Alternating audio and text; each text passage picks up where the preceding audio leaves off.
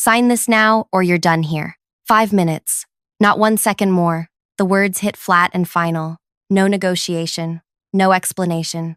Just a single sheet of paper sliding toward me on a desk that cost more than I made in 2 months. The heating vent above his head rattled the same three-note rhythm it always did. I could hear the receptionist laughing at something in the outer office. My hands were cold. I picked up the paper and my vision tunneled for a second. Release of all claims. Severance. 2 weeks' pay. Signature line at the bottom. Nothing else. No reason. No date. No specifics about what I was releasing or why. I had worked there for 6 years. 6 years of walking through that front entrance at 7 in the morning. 6 years of knowing exactly which supplier paid on the 15th and which one always ran 5 days late. I knew the rhythm of that business, the way you know the sounds of your own apartment at night. And now he wanted me gone in 5 minutes because I had asked one question too many. What happened next came down to a single line of text I wrote beneath my signature. But before I explain that, I need to tell you how a furniture wholesaler, a man in an expensive watch, and a father who couldn't remember my name anymore all collided in one afternoon. If you're listening to this, drop a comment and let me know where you're tuning in from. It means a lot. My name is Mara. I am 34. I click my pen when I am thinking, 3 times fast. And I have done it since college when I realized that small, repetitive sounds help me focus. My daughter Callie is 9 and has asthma that flares up every spring and late fall. On Tuesdays, I visit my father at the memory care facility 3 blocks from where I worked. And most weeks, he looks at me like I am a kind stranger who keeps showing up to talk about things he cannot remember. I lived in a 2-bedroom apartment that smelled like the lemon cleaner I used every Saturday. The lease renewed every October. Rent was due on the 1st. Callie's medication refill happened on the 10th of each month. I kept a list of every recurring bill on a notepad stuck to the refrigerator with a magnet shaped like a strawberry. My life was a series of small, predictable routines. I liked it that way. Predictable meant survivable. I worked for a mid-size furniture wholesaler called Garrett Supply. We moved chairs and tables and shelving units from manufacturers to retailers. It was not glamorous. It was numbers and phone calls and supplier contracts. I was the one who tracked every dollar that came in and went out. I knew when something did not add up. That was my job. That was what they paid me to do. For 6 years, I worked for a man named Horace Garrett. He was 71 and had built the business with his own hands. He remembered my birthday. He asked about Callie's school projects. When my father's diagnosis came, Horace let me leave early on Tuesdays without docking my pay. He was decent, fair. I trusted him. Then Horace died. Heart attack. No warning. One morning, he did not come in, and by noon, we all knew. His son took over. His son's name was Brock. He was 38 and had worked in the business for maybe 3 years total. Most of that time in sales. Most of that time doing the bare minimum. He wore watches that caught the light. He drove a car I could not name, but could hear, coming from 2 blocks away. When he walked into the building as the new owner, 8 months after his father's funeral, he looked at all of us like we were leftovers he had inherited and did not want. He did not ask how things worked. He told us how things would work now. New suppliers, new contracts, faster approvals. We're going to modernize, he said in the first meeting. No more old man business practices. I did not say anything. I went back to my desk and kept doing my job. 3 weeks later, a new supplier appeared in the system. I had never heard of them. The invoice came across my desk for approval. $15,000 for a shipment of office seating. I pulled up our usual supplier pricing. We paid $5,000 for the same quantity from our regular vendor. I clicked my pen 3 times and pulled the contract. The line items did not match. The quantities were vague. The payment terms were strange. Immediate transfer. No net 30 like we did with everyone else. I walked into Brock's office with the invoice. Why does this vendor charge triple what we normally pay? I asked. He did not look up from his phone. That's not your concern. Just process it. I need to understand the pricing. It doesn't match. You need to do what I tell you. I stood there for 3 seconds. He still did not look up. I walked back to my desk and moved the invoice into a folder marked Hold. I did not approve it. The next day, the invoice was back on my desk with a sticky note on top. Do this today. Brock's handwriting. All capitals. I moved it back to the hold folder. 2 days later, another invoice. Same supplier, $22,000. Same vague line items. Same immediate payment demand. Another sticky note. Stop stalling. I did not approve that one either. I started looking deeper. I pulled up transaction histories going back 3 months, right to when Brock took over. There were other payments, small ones at first. A few thousand here and there to vendors I did not recognize. Then, larger ones. They all had the same pattern. Immediate payment, vague descriptions, no supporting documentation, and they all cleared on Fridays, late in the afternoon, right before the weekend, when no one was paying close attention. I clicked my pen and ran the numbers. Over 3 months, at least $90,000 had moved to vendors I could not verify. $90,000 that should have raised flags in our system, but somehow had not. I could not ignore it. That was not how I was built.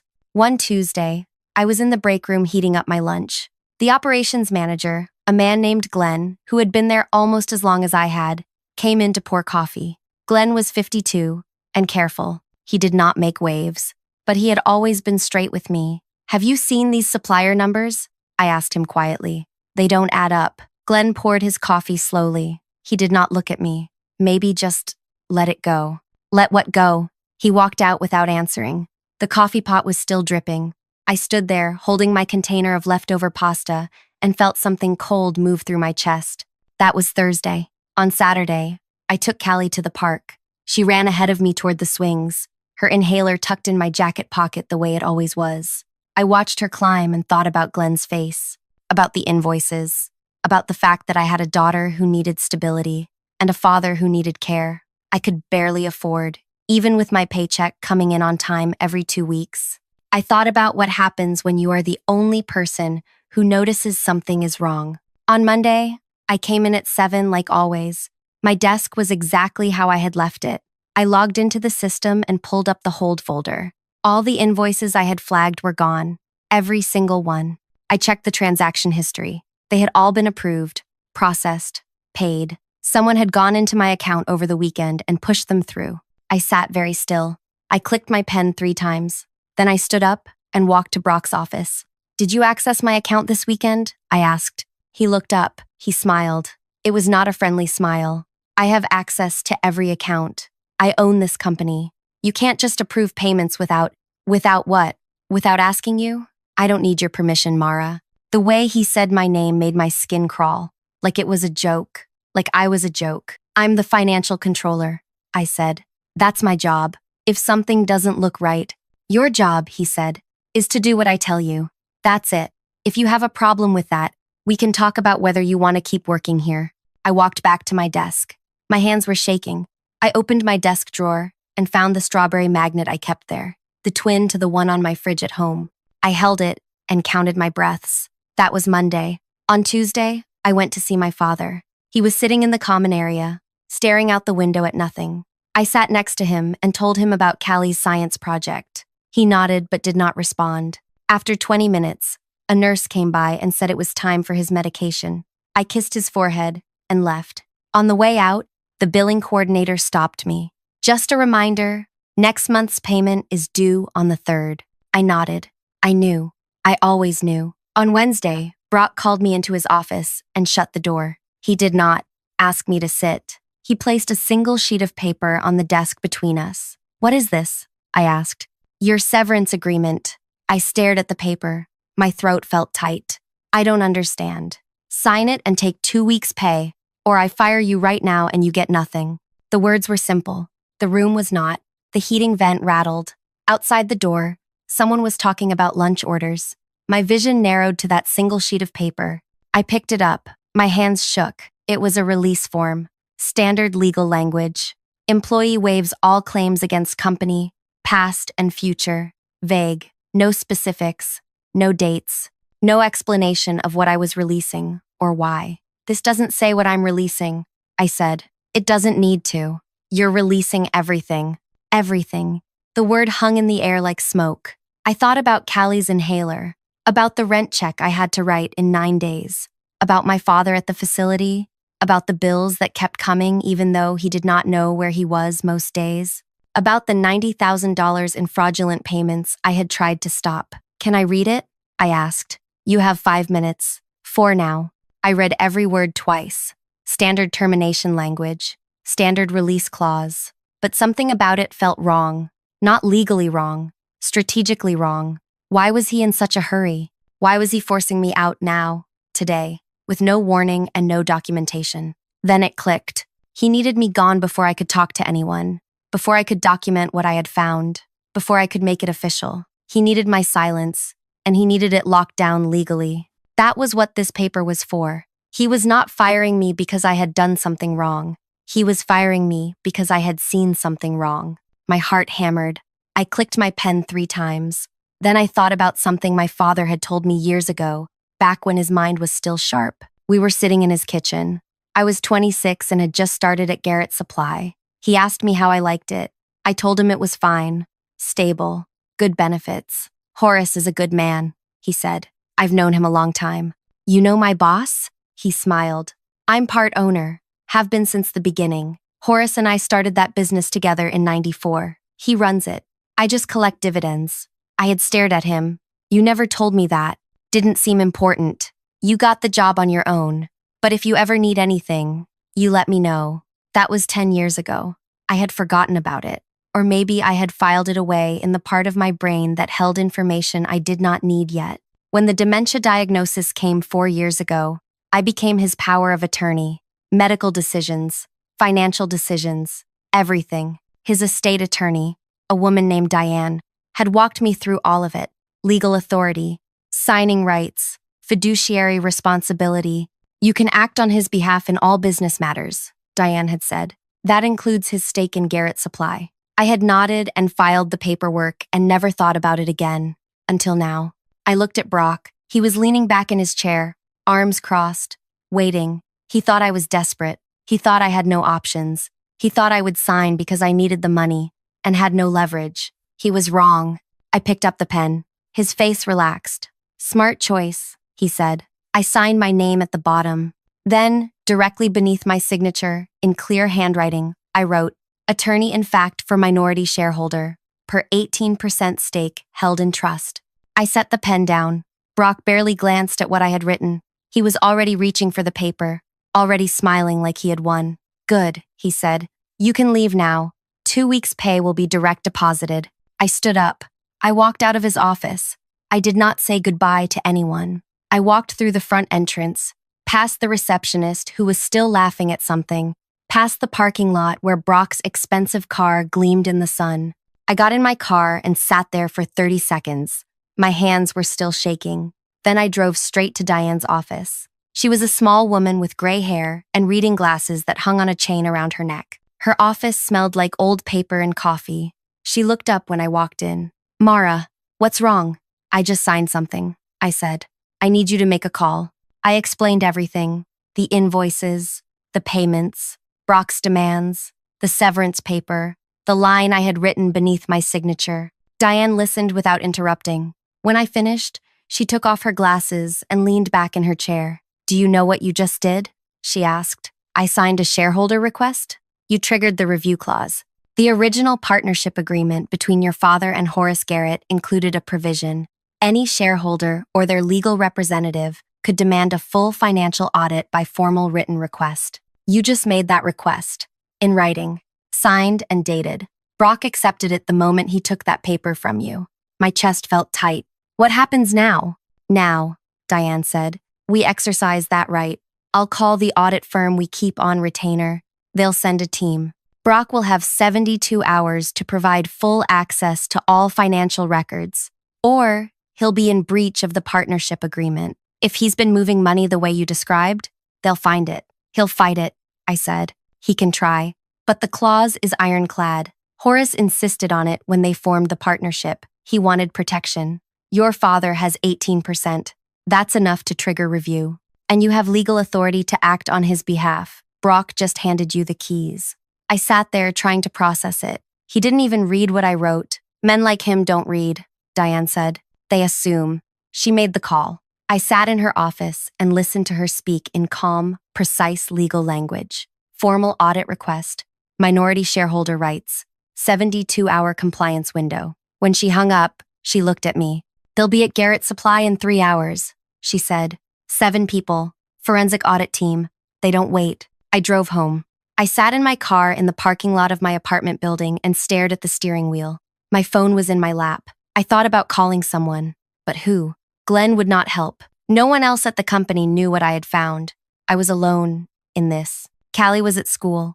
I went inside and made tea. I did not drink. I sat at the kitchen table and stared at the strawberry magnet on the fridge, the list of bills, the routines, the predictable life I had built. At 4:15, my phone rang. Unknown number. I answered. Is this Mara? A man's voice. Formal. Clipped. Yes, this is Richard Halford. I'm lead counsel for the audit team your attorney retained this afternoon. We're at Garrett Supply now. I need to confirm a few details. My heart hammered. Okay. You signed a document today with your legal designation as attorney in fact for a minority shareholder. Is that correct? Yes. And you invoked the financial review clause contained in the original partnership agreement dated April 1994. Yes, I think so. You did. We've just informed the current owner. He's not pleased, but the clause is binding. We'll be conducting a full forensic review starting immediately. I'll need you to come in tomorrow morning at 9 to walk us through the transactions you flagged. Can you do that? Yes. Good. Bring any documentation you have. Notes, emails, anything. He hung up. I sat there holding the phone. It felt surreal, like I had pushed a button and set something in motion that I could not stop now even if I wanted to.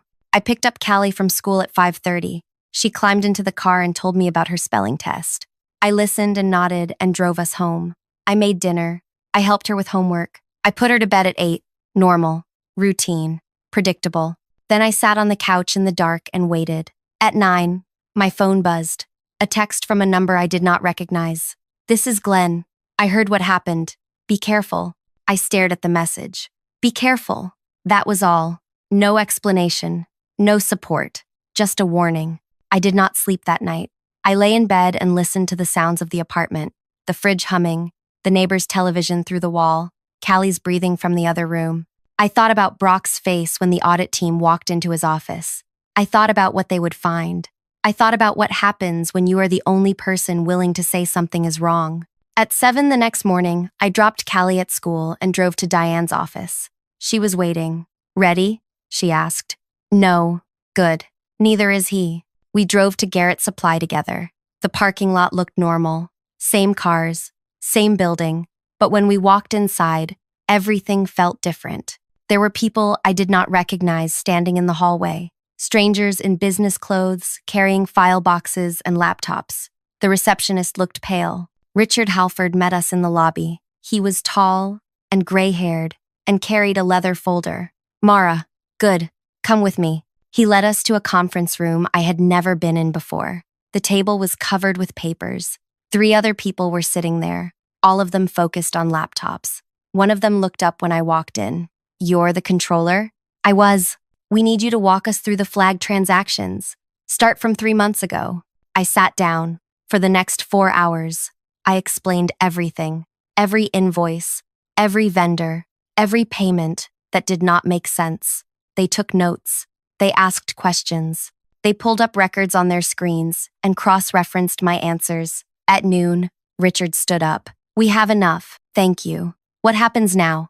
I asked. Now we finish the audit. We'll have preliminary findings by end of business tomorrow.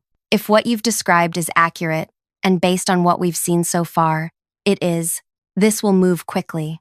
I stopped. Will I get my job back? Richard looked at me. His expression was unreadable. That's not my area, but I'll say this.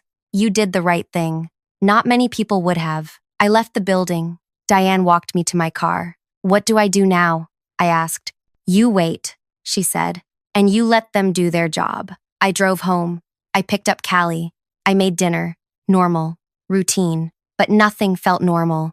At 8 that night, my phone rang. Unknown number. Again. Mara, it's Richard. I wanted to give you an update. We've uncovered significant irregularities. Over 200,000 in fraudulent payments. Multiple shell companies. All tied back to accounts controlled by Brock Garrett. This is going to get very ugly very fast. My stomach dropped. 200,000. I had thought 90. I had not even seen half of it. What happens to him? I asked. That depends. But I can tell you this. He's not running that company anymore. He hung up. I stood in my kitchen holding the phone. $200,000. Fraud. Shell companies. The words felt too big for the small space of my apartment. I called Diane. I just heard from Richard, I said. I know. He called me too. Mara, this is bigger than we thought. The audit team found evidence of systematic theft, wire transfers to fake vendors, falsified invoices. Brock has been siphoning money since the day he took over. What do I do? Nothing. You've done your part. Let the lawyers handle it now. But I could not do nothing. I lay awake that night thinking about Horace, about how he had built that company with his own hands, about my father, who had trusted him enough to invest 31 years ago, about the 18% stake that had sat quietly in the background all this time, invisible until the moment I needed it. The next day, I did not go to the facility to see my father. I could not face him, even though he would not understand, even though he would not remember. I felt like I needed to have an answer first. I needed to know how this ended. At 3 p.m, Diane called.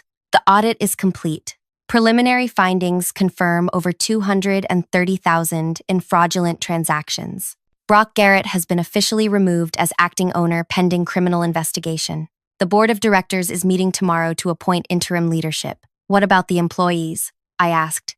That's up to the board. But Mara, you should know. Your name came up. They want to meet with you. Why? Because you're the one who found it. And because you have legal standing as your father's representative. 18% gives you a voice. I did not know what to say.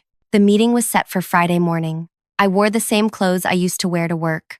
I dropped Callie at school and drove to Garrett Supply. The parking lot looked smaller than I remembered. Brock's car was gone. Inside, the receptionist, a woman named Paula, who had always been kind to me, looked up. Mara, they're waiting for you in the conference room. I walked down the hallway. My hands were cold. I clicked my pen 3 times in my pocket. The conference room door was open. 4 people sat at the table. I recognized 2 of them, board members I had seen at company events. The other 2 were strangers. Mara, please, sit. I sat. The man at the head of the table was in his 60s. Gray suit, wire-rimmed glasses. My name is Leonard Voss. I'm chairman of the board. Thank you for coming. We wanted to speak with you directly about what happened this week. I nodded. First, let me say this. What you uncovered was criminal. Brock Garrett systematically defrauded this company. If you hadn't acted when you did, the damage would have been catastrophic. You saved this business. I did not know how to respond to that. Second, he continued, we owe you an apology. You were terminated unjustly. We've reviewed the circumstances. That termination is voided. You're reinstated effective immediately, with back pay for the days you missed. My throat felt tight. Thank you. Third, he said, leaning forward, we have a question for you. This company needs leadership, real leadership, someone who understands the operations, who has integrity, and who has the trust of the employees. We'd like to offer you the position of Chief Financial Officer, full authority over all financial operations. Reporting directly to this board, I stared at him. I'm just a controller. You were a controller, another board member said. She was younger, sharp-eyed. Now you're the person who stood up when no one else would. That's the person we need running our finances. I thought about Callie, about the rent check, about my father sitting in the memory care facility, about the bills I could barely afford, about the strawberry magnet on my fridge and the routines I had built to survive. Can I think about it? I asked. Leonard smiled. Take the weekend. Let us know Monday.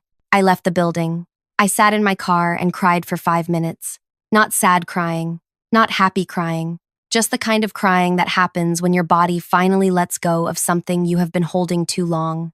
That night, I went to see my father. I sat next to him in the common area and told him everything. He did not respond. He stared out the window at the parking lot, but halfway through, he turned his head and looked at me. You did good, he said. His voice was soft, distant. Then he turned back to the window. It was the first clear sentence I had heard from him in 6 months. I took the job. On Monday, I walked into Garrett Supply as CFO. My office was 3 doors down from where Brock used to sit. It smelled like fresh paint. There was a new desk, a new chair, a window that looked out over the warehouse floor. On the desk was a card from the employees. Welcome back, it said, 32 signatures. Glenn stopped by at noon. He stood in the doorway, holding a coffee, looking uncomfortable. I should have said something, he said. When you asked me about the numbers, I should have backed you up. Why didn't you? He shook his head. I was scared. I thought if I kept my head down, I'd be fine. I was wrong. I did not say anything. For what it's worth, he said, I'm glad you didn't keep your head down. He left. I sat at my desk and opened my laptop. There were 87 emails waiting. I clicked my pen 3 times and started reading. 3 weeks later, Brock was arrested. Wire fraud, embezzlement, conspiracy. The investigation uncovered shell companies in 2 states, fake contracts, falsified tax documents. He had been stealing since the day his father died. He had treated the business like his personal account. The forensic audit found that he had planned to sell the company within 6 months, cash out, and disappear before anyone noticed the missing money. He had thought no one was watching. He had thought I was just a controller with no power and no options. He had thought wrong. The trial took 8 months. I was called to testify twice. Both times, I wore my plain work clothes and told the truth. The prosecutor asked me to explain the invoices, the payments, the pattern I had seen. I walked the jury through every transaction. Brock sat at the defense table and would not look at me. He was convicted on all counts: 18 months in federal prison, full restitution, permanent ban from serving as an officer of any corporation. When the verdict was read, I felt nothing. No triumph, no satisfaction, just a quiet, tired sense that something broken had been set right.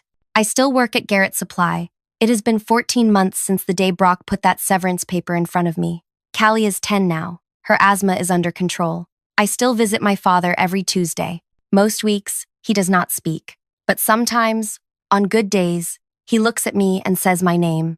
Those days, I hold his hand and tell him the company is doing fine, that his investment is safe, that I am taking care of it. Last month, the board voted to buy out Brock's remaining shares and redistribute them among the employees. My father's 18% stays where it is. When he passes, it will transfer to me. I will own part of the place I helped save. I think about that afternoon a lot, about the 5 minutes Brock gave me to read that paper, about the line I wrote beneath my signature, about how close I came to just signing it without thinking, because I was scared and desperate and did not see another way. But I did think. I clicked my pen 3 times and I thought about who I was and what authority I had. And I used it. The heating vent in my office still rattles. 3 notes. Same rhythm. When I hear it, I remember standing in Brock's office with that paper in my hand. I remember the moment I realized he had made a mistake. Not a legal mistake, an assumption mistake. He assumed I was powerless. He assumed I would not fight back. He assumed wrong. 7 lawyers walked into his office 3 hours after I signed that paper. 7 people with laptops and file boxes and legal authority. They walked past his assistant and opened his door without knocking. I was not there to see it, but Richard told me later that Brock's face went gray when they placed a copy of my signature on his desk. When they explained what I had invoked, when they told him he had 72 hours to open every financial record he had been hiding. He tried to argue. He tried to claim I had no authority. They showed him the partnership agreement. They showed him my power of attorney. They showed him that his father and mine had built something together, and that the protections they put in place 31 years ago were still alive, still binding, still enforceable. He had wanted my signature. He got it. He just never asked what power that signature carried. I keep a copy of that severance agreement in my desk drawer now. I do not look at it often, but it is there. A reminder that sometimes the smallest line of text can change everything. That authority is not always loud. That power is not always visible. Brock thought he could erase me in 5 minutes. Instead, I erased him. Not with violence, not with spectacle, just with the truth, a pen, and a single line of text he never bothered to read. If you made it this far, thank you for listening to my story. If it meant something to you, I'd be grateful if you'd hit the like button, drop a comment, and subscribe so you don't miss what comes next.